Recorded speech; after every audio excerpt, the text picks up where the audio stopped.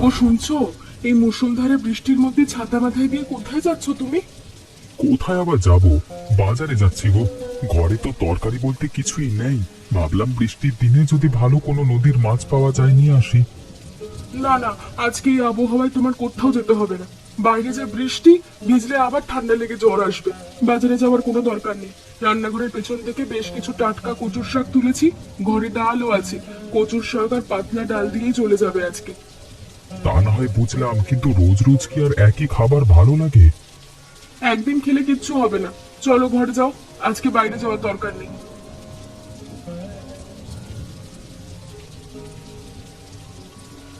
শোনো শোনো, একটু এদিকে এসো তো দেখি। ওই কচু পাতার নিচে জলের মধ্যে ওটা কি নড়াচড়া করছে? কই, কোথায়? ওমা, এটা তো একটা বড় মাছের মতো লাগছে। এত জল জমে গেছে যে নদী বা ড্রেনে ভেসে হয়তো কোনো মাছ এসে ঢুকেছে। হ্যাঁ গো, একদম মাছের মতোই তো মনে হচ্ছে। জল এত বেশি আর বৃষ্টিও এত জোরে পড়ছে, এখন নামলে মাছ হাত ফসকে পালিয়ে যাবে। ঠিক বলেছো, এখন আর হাত দিতে যেও না। একটু বৃষ্টিটা কমুক, তারপর দুজনে মিলে নেমে মাছ ধরবো। একদম।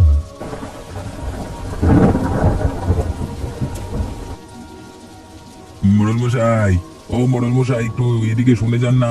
দেখুন, গঙ্গা টাটকা ইলিশ মাছ নিয়ে এসছি।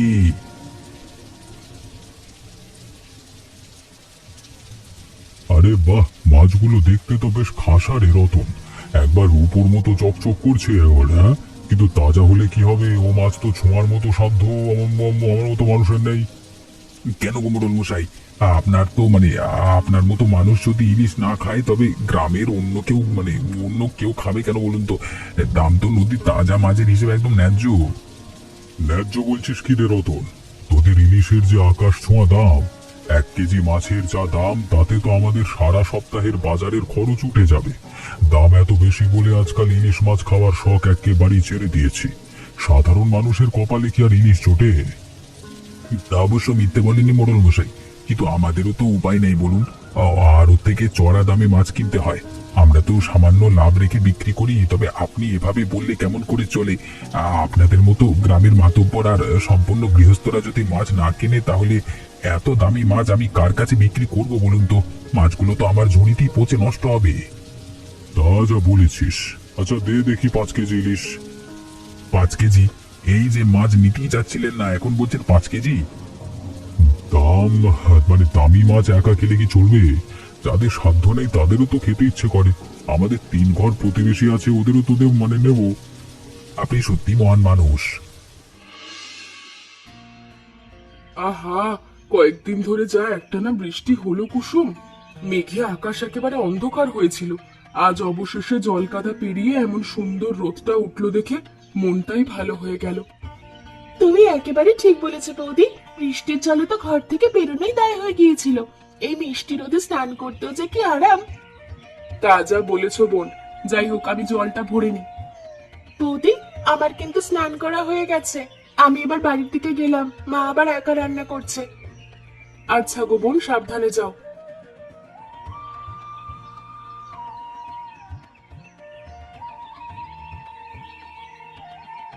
ও রতন দাদা, একটু দাঁড়াও তো।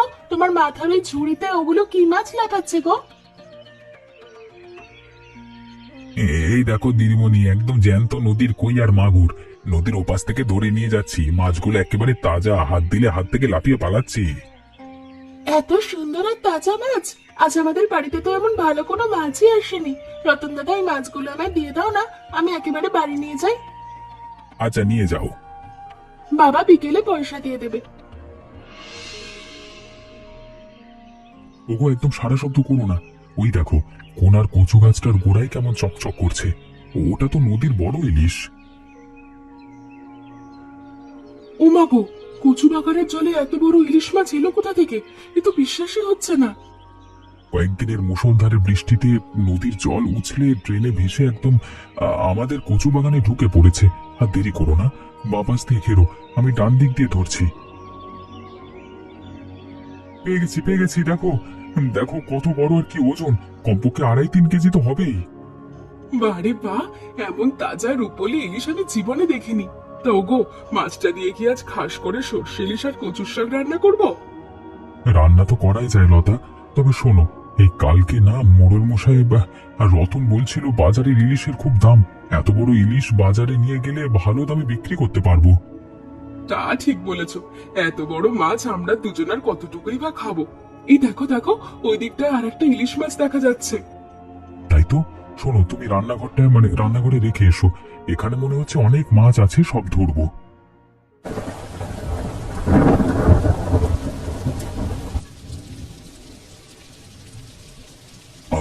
বাইরে আকাশের দিকে তাকিয়ে উফ, একটানা বৃষ্টি রোদটা একবার ভেবেছিলাম বর্ষা বোধ একেবারে কেটে গেল।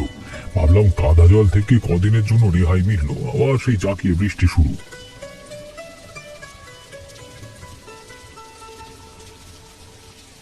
কি হলো বাবা, তুমি একা একা কি বলছো? বৃষ্টি আবার শুরু হয়ে গেছে, সেটা নিয়ে বলছি। আমার তো বৃষ্টিতে বেশ ভালোই লাগে বাবা। শোনো বাবা, তোমাকে একটু খুশির খবর দিই। আমি একটা এনজিওতে চাকরি পেয়েছি, সামনের মাস থেকে অফিসে যাব। বলিস কি রে মা কুসুম, সত্যি তোর চাকরিটা হয়ে গেল? ওরে আমার মা রে, তুই আজকে আমার মুখ উজ্জ্বল করলি। গ্রামের মোড়ল বলে কত মানুষের দায়িত্ব কাঁধে নিয়ে গড়ি, কিন্তু নিজের মেয়ের এই সাফল্য আমাকে যে কত বড় গৌরব দিল তা তোকে বলে বোঝাতে পারবো না। সব তোমার আশীর্বাদ বাবা। এবার থেকে আর তোমাকে একলা সব সামলাতে হবে না। তোমার কুসুম এখন নিজের পায়ে দাঁড়িয়েছে। তুই শুধুই আমার মেয়ে না, তুই শুধু আমার অহংকার হয়ে উঠলি। চল চল ঘরে চল, তোর মায়ের কান পর্যন্ত এই সুসংবাদটা পৌঁছানো দরকার। চলো বাবা।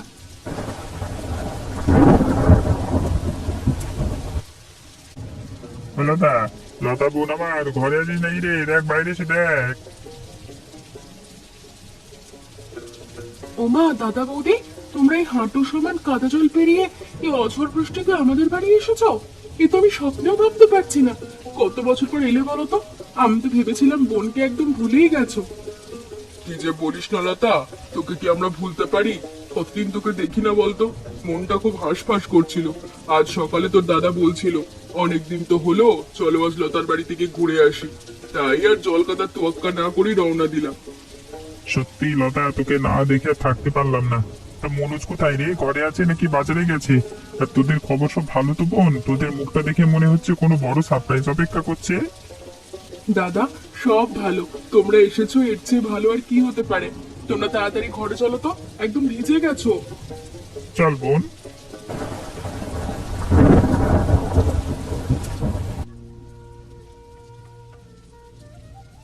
দাদা, এই বড় পেটকাটা টুকরোটা নাও। আজ কত বছর পর আমার হাতের ইলিশ মাছ ভাজা খাচ্ছ বলো তো? লজ্জা করবে না বৌদি? আর একটু ইলিশ মাছের তেল দিই? আহা লতা, থাম, আর দিস না রে বোন। এত বড় ইলিশের পেটে আর তার উপর এমন কড়া ভাজা, পেট তো ভরে যাচ্ছে। এত সুস্বাদু ইলিশ যে ইদানিং বাজারে সহজে মেলে না রে। দাদা, আপনারা তো কালকে ভোরেই শহরের দিকে রওনা হয়ে যাবেন। এতদিন পর এলেন, হাতে করে খালি মুখে তো ফেরানো যায় না। আমি লতাকে বলে রেখেছি, যাওয়ার সময় দুটো বড় তাজা ইলিশ মাছ আপনাদের দিয়ে দেবে। রাস্তায় কোনো কষ্ট হবে না। বলিস কি মনোজ, দুটো আস্ত বড় ইলিশ? আজকাল তো বাজারে 1 কেজি ইলিশের যে আগুন দাম, আমাদের মতো মধ্যবিত্তের কিনে খাওয়া সাধ্যও নেই। তা তোরা এত বড় বড় তাজা ইলিশ প্রতিদিন কোথায় পাচ্ছিস বলতো? কোনো অলৌকিক কিছু নাকি রে? কোনো অলৌকিক কিছু নয় দাদা, কয়েকদিনের অঝোর বৃষ্টিতে গঙ্গার জল উপচে আমাদের রান্নাঘরের পেছনে জমে থাকা কচু বাগানে নদী থেকে ভেসে আসা ইলিশ ঢুকে গেছে। আমরা বাজার থেকে কিনি না, নিজের বাগানের হাঁটু জল থেকেই জাল কিনে নিয়ে ধরে আনছি। বলিস কি রে, কচু বাগানে জ্যান্ত ইলিশ? সে তো কখনো রূপকথাতেও শুনিনি রে মনোজ। ঈশ্বর তোদের উপর সত্যি সদয় হয়েছেন। তা যা বলেছো দাদা।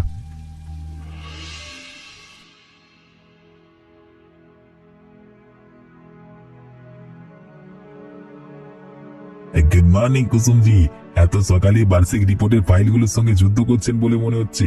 একটু কফি খান, মাথা ঠান্ডা হবে। ও বিনয় বাবু, আপনি সত্যি একজন দেবদূত। আমি এই গ্রামীণ প্রজেক্টের বাজেটের ডেটাগুলো মেলাতে গিয়ে একদম দিশেহারা হয়ে যাচ্ছিলাম। নতুন চাকরি তো, এখন সব নিয়ম কানুনও ঠিক মতো বুঝতে পারিনি। আরে রে, ভয় পাওয়ার কি আছে? নতুন জায়গায় প্রথম একটু মানিয়ে নিতে সবারই সময় লাগে। আমি তো আছি আপনার পাশে। বলুন ঠিক কোন জায়গায় বুঝতে অসুবিধা হচ্ছে, প্রজেক্টের ফিল্ড রিপোর্ট নাকি ফান্ড ম্যানেজমেন্ট? এই যে ফিল্ড ভিজিটের তালিকাটা, গ্রামীণ নারীদের ঋণ দেওয়ার যে হিসাবটা আছে, এখানে অনেক টেকনিক্যাল ভুল থেকে যাচ্ছে। একদম চিন্তা করবেন না, আপনি শুধু গ্রামের মানুষের সঙ্গে কথা বলে মূল তথ্য সংগ্রহ করবেন। বাকি অফিসিয়াল ডেটা এন্ট্রি আর ফাইল গুছিয়ে দেওয়া সব আমি সামলে নেব। আপনি একদম নতুন তো, তাই যা কিছু দরকার হবে নিঃসংকোচ আমাকে বলবেন। আপনাকে অনেক ধন্যবাদ বিনয় বাবু। আপনি এত সুন্দর করে বুঝিয়ে না দিলে আমার প্রজেক্ট সাবমিট করাই হতো না। ওরে বাবা মনোজ, এত বড় রূপালী গঙ্গার তাজা ইলিশ, তাও আবার দুটো না একটা নয় ঝুড়ি ভর্তি। বলিস ভাই, রোজ রোজ শহরের আড়তদারের মধ্যে এত দাম ইলিশ কোথায় পাচ্ছিস? আর বলো না রতন দাদা, ওপরওয়ালা দয়া আর কি। ভাই তো কপালটা ভালো, আজকাল বাজারে যে পরিমাণ চড়া দাম, আড়ত থেকে চড়া দামে ইলিশ কিনে এনে আমাদের মতো ক্ষুদ্র মাছওয়ালাদের বিক্রি করা অসম্ভব হয়ে পড়েছে। লোকে দাম শুনে কেটে পড়ে, তাই তো আমি ইদানিং ইলিশ বিক্রি করা ছেড়েই দিয়েছি। এখন পুকুরের দেশি কই, মাগুর আর রুই কাতলা বেচে কোনো মতে সংসার চালাচ্ছি। রতন দাদা মন খারাপ করো না, তুমি তো গ্রামের সবাইকে এতদিন ভালো ভালো মাছ খাইয়েছো। এই নাও, এই তাজা ইলিশটা আজকের জন্য তুমি বাড়ি নিয়ে যাও, ও বাচ্চাকে নিয়ে খাবে। এ কি করছো মনোজ? এত বড় আর দামি ইলিশ মাছ তুমি আমাকে নিয়ে মানে আমাকে অমনি দিয়ে দিচ্ছ? এ তো বাজারে বেচলে অন্তত 1-1.5 হাজার টাকা পেতে। টাকার চেয়ে মানুষের মুখের হাসি আর ভালোবাসার দাম অনেক বেশি দাদা। তুমি নিয়ে যাও, তোমার বউকে বলো ইলিশ ভাজার খিচুড়ি রান্না করতে। সে বলবো ক্ষণ।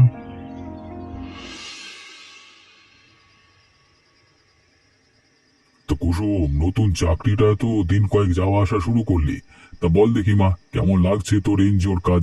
শহরে অফিসের পরিবেশ আর লোকজন সব মানিয়ে নিতে পারছিস তো? খুব ভালো লাগছে বাবা।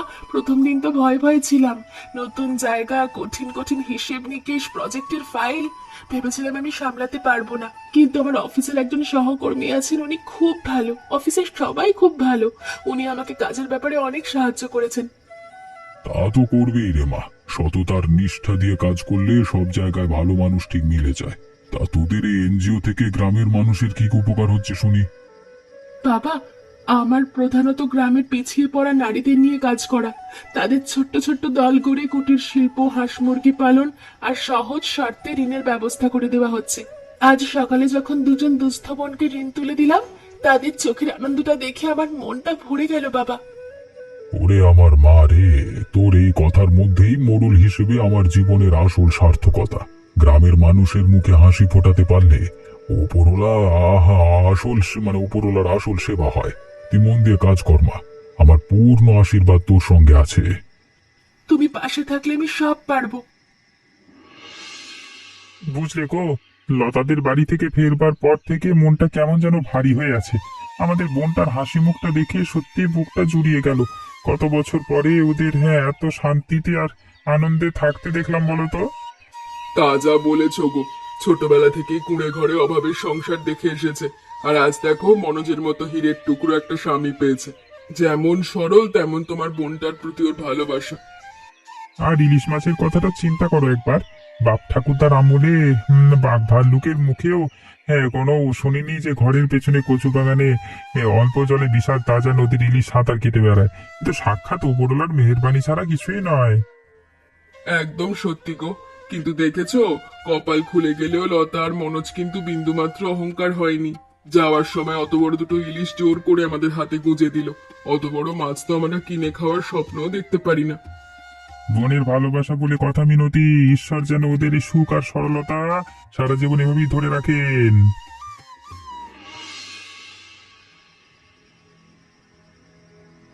আরে কুসুমজি, আপনি এখনো স্ট্যান্ডে দাঁড়িয়ে আছেন? সন্ধ্যা তো হয়ে গেল, গ্রামের দিকে যাওয়ার শেষ বাস তো আগেই ছেড়ে যাওয়ার কথা।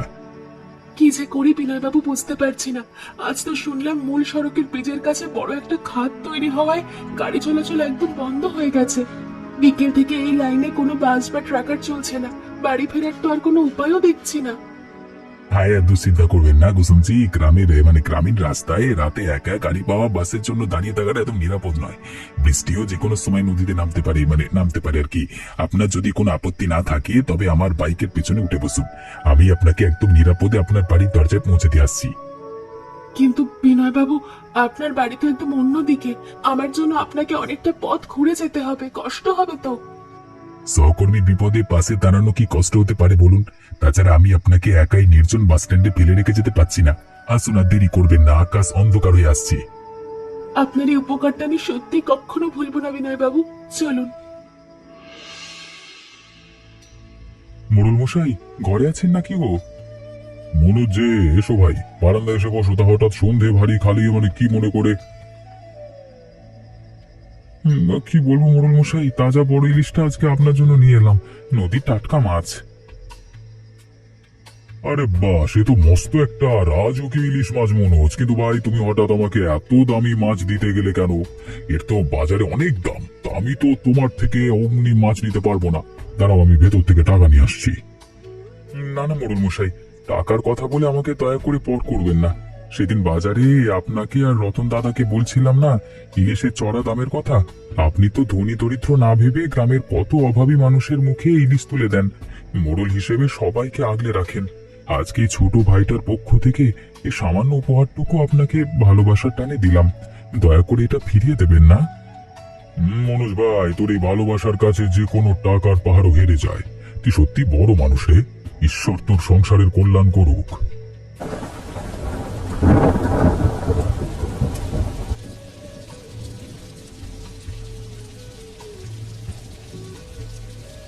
ওগো লতা, একবার এদিকে এসে নিজের চোখে দেখে যাও। আবার যে কদিনের মুষলধারের বৃষ্টি নামলো, আর অমনি আমাদের রান্নাঘরের পেছনে পুরো কচু বাগানটা যেন গঙ্গার তাজা রূপালী ইলিশে একেবারে ভরে ভেসে গেল। এ তো অবিশ্বাস্য দৃশ্য।